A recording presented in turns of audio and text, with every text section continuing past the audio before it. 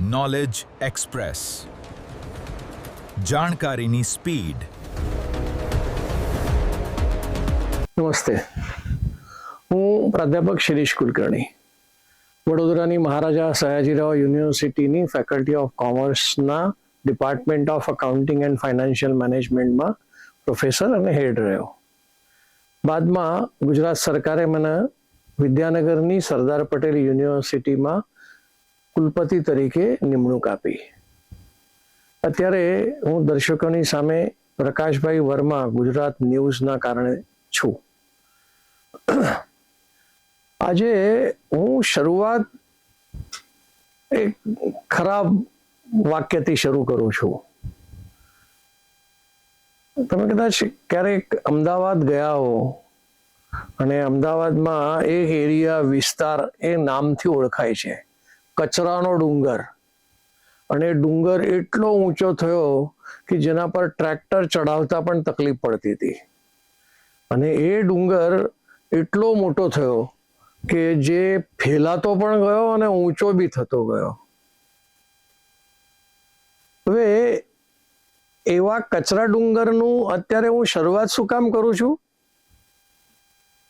ભારત દેવાના વિષયમાં એવા જ કચરાના ડુંગર જેવું થઈ ગયું છે.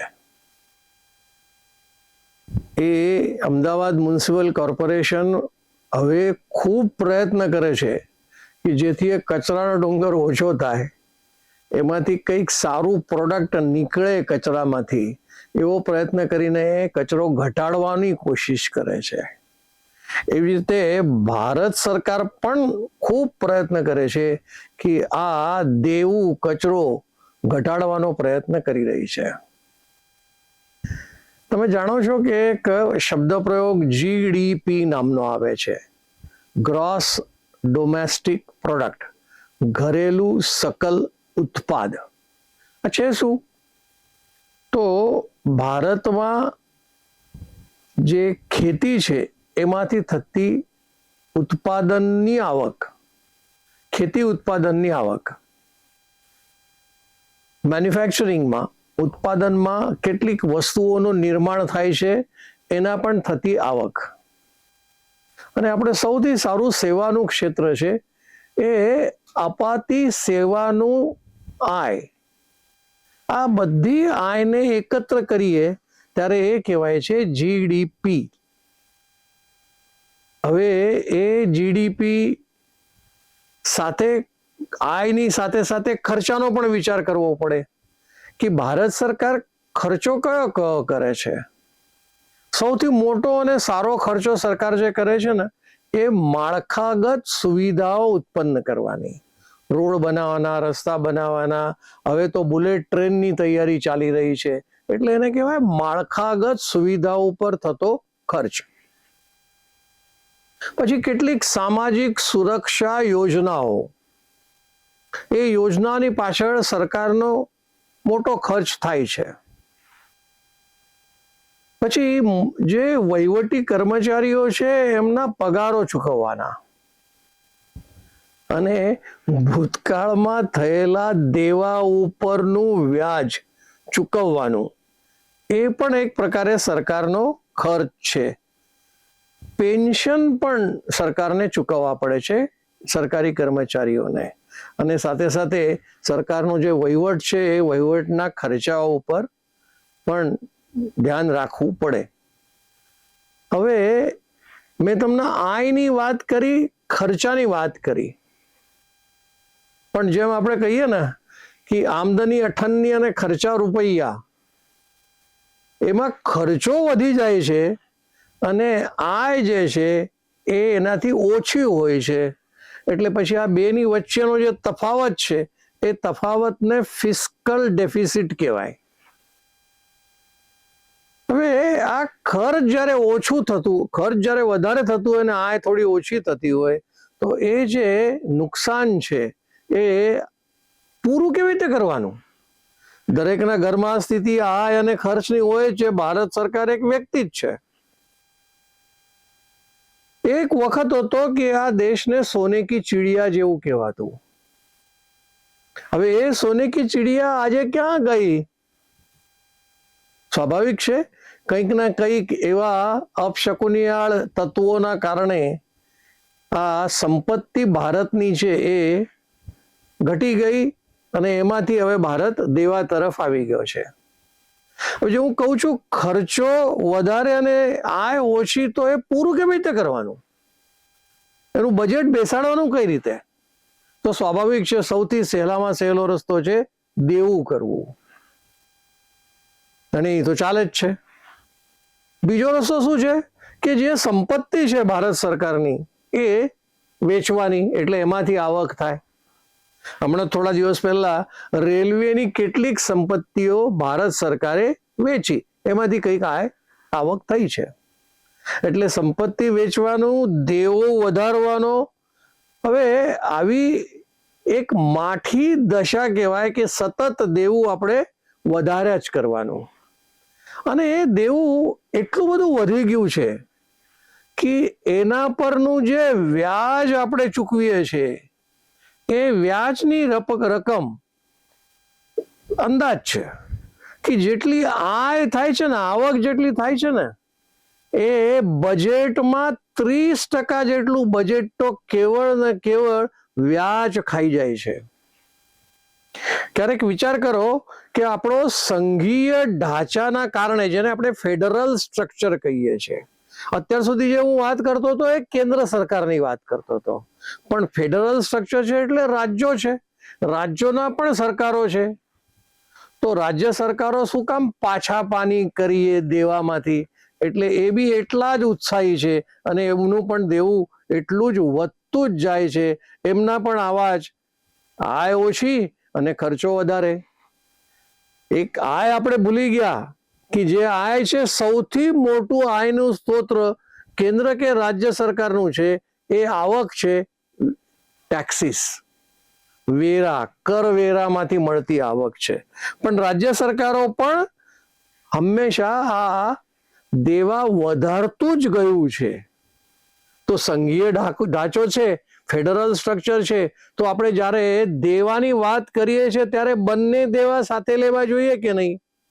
તો જોઈએ, બંને સાથે પણ લઈએ અને બંનેને જુદા પણ રાખીએ.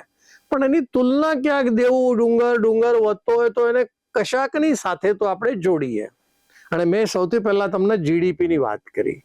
જીડીપી એ સૌથી મોટું ઉત્પાદનમાંથી થતું, સેવામાંથી થતું, ખેડૂતના ઉત્પાદનમાંથી થતું બધું આવક, જેને જીડીપી કહેવાયું, એ જીડીપીની સામે દેવું કેટલું? એક વખત એવું પણ આપણે જોયું હતું કે ભાઈ પંજાબ સરકારનું પોતાના રાજ્યના જીડીપીની સામે દેવું 44% થઈ ગયું. તો જોઈએ આપણે બાકી રાજ્ય સરકારો બધી અને કેન્દ્ર સરકાર એમનું દેવું જીડીપીની સામે કેટલું છે. હું 2013-14 થી શરૂઆત કરું છું. એકલું કેન્દ્ર સરકારનું દેવું 46-47% છે અને રાજ્યની સાથે એને ભેગું કરી દઈએ તો લગભગ 66-67% 2013-14 હતું. હવે આજે 13-14 એટલે 10-12 વર્ષ થઈ ગયા. હવે એ 12 વર્ષથી જે ચાલતું આવ્યું છે એમાં 1919-20 લગભગ 49% થયું કેન્દ્ર સરકાર એકલાનું જીડીપીની સામે 49%. સરવાળો રાજ્ય અને કેન્દ્રનો લગભગ 74%. 22-23 ની પરિસ્થિતિ એટલા માટે ખરાબ થઈ કેમ કે કોરોના વાયરસ આવ્યો, તેના કારણે બહુ જ પરિસ્થિતિ ખરાબ થઈ. એટલે એકલા કેન્દ્ર સરકારનું 57% દેવું જીડીપીની સામે હતું અને રાજ્ય અને કેન્દ્રને ભેગું કરીએ તો એ 81% ની આસપાસ થઈ ગયું હતું. એટલે તમારું આવકની સામે દેવું 81% થઈ જાય તો માણસ ક્યાં જઈને પહોંચે?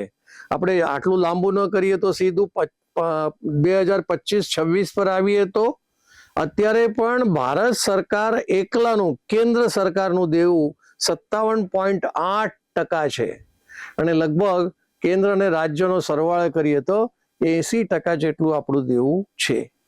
આમ જોવા જાવ તો એ કાયદો બનાવ્યો હતો સ્પેશિયલી એના માટે, જેને FRBM કહેવાય, fiscal responsibility and budget management act 2023 સુધી સુધારા કર્યા અને કહેવાયું કે ભાઈ આને આપણે ક્યાંક ને ક્યાંક કંટ્રોલ કરીએ. જો ફિસ્કલ ડેફિસિટ છે ને એ 1 વર્ષ પૂરતું છે, એટલે સરકારની આય કેટલી અને સરકારનો ખર્ચ કેટલો.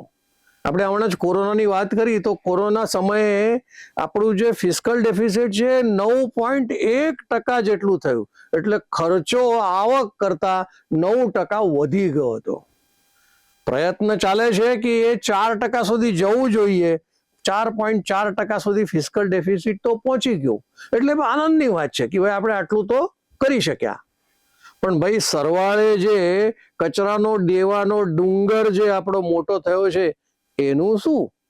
એના માટેનો પ્રયત્ન કેન્દ્ર સરકાર કરે છે અને કેન્દ્ર સરકાર કહે છે કે ભાઈ આ દેવું, એટલે મેં તમને જે આ એક્ટની વાત કરી એ એક્ટમાં એને સ્ટેબલ કરવાનું, દેવું ઓછું કરવાનું આવો પ્રયત્ન સરકાર કરે છે. એના માટે લક્ષ્યો નક્કી કરે છે, ટાર્ગેટ કરે છે અને ટાર્ગેટ કરીને એક જે આર્થિક પ્રશ્નો માટેની કમિટી બની હતી એ કમિટીએ તો એવું નક્કી કર્યું હતું કે ભાઈ આ ડેપ્ટ જીડીપી રેશો, એટલે દેવું અને જીડીપીની જે પ્રમાણ છે એ પ્રમાણ ઘટાડવાનું, કેટલું ઘટાડવું.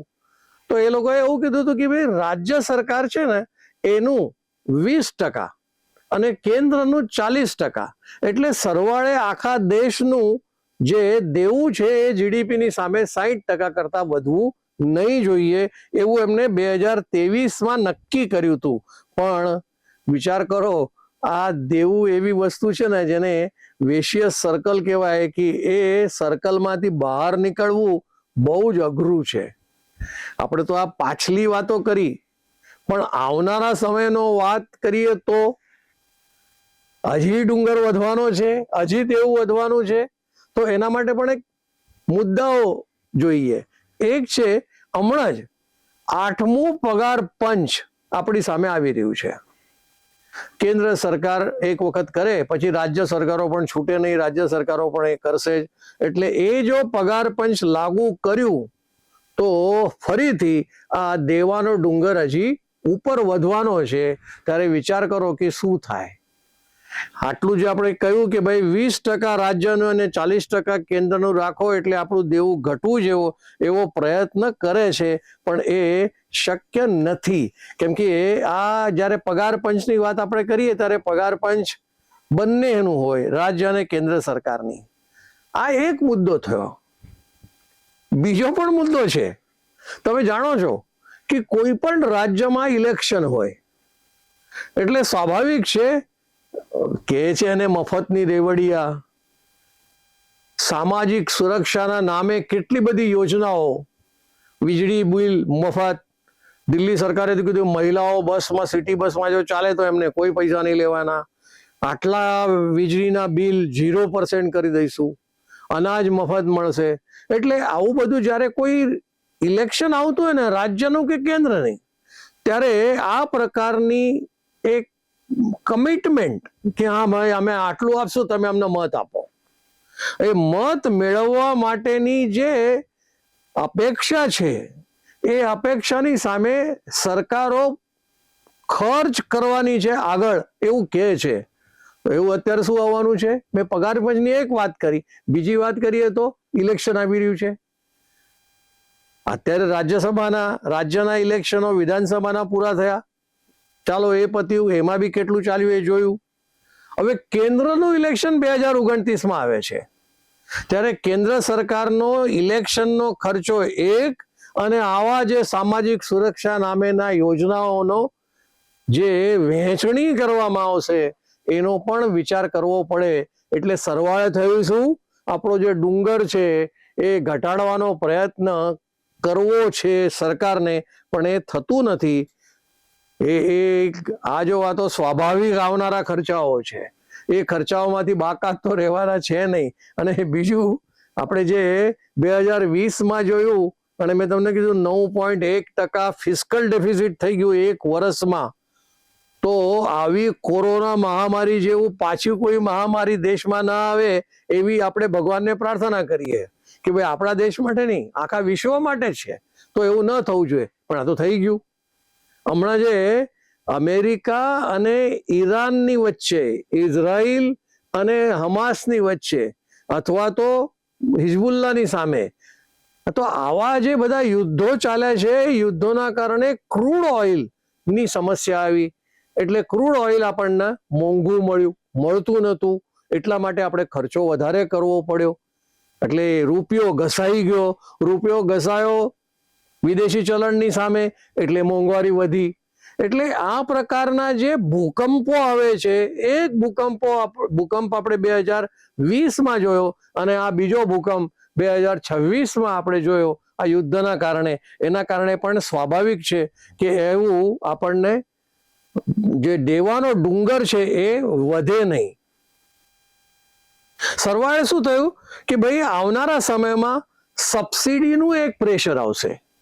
ખાતરની સબસિડી, જે સચિવાલયના લોકો છે એવું કહે છે કે આ વખતે ડબલ સબસિડી ખાતર માટે કરવી પડશે.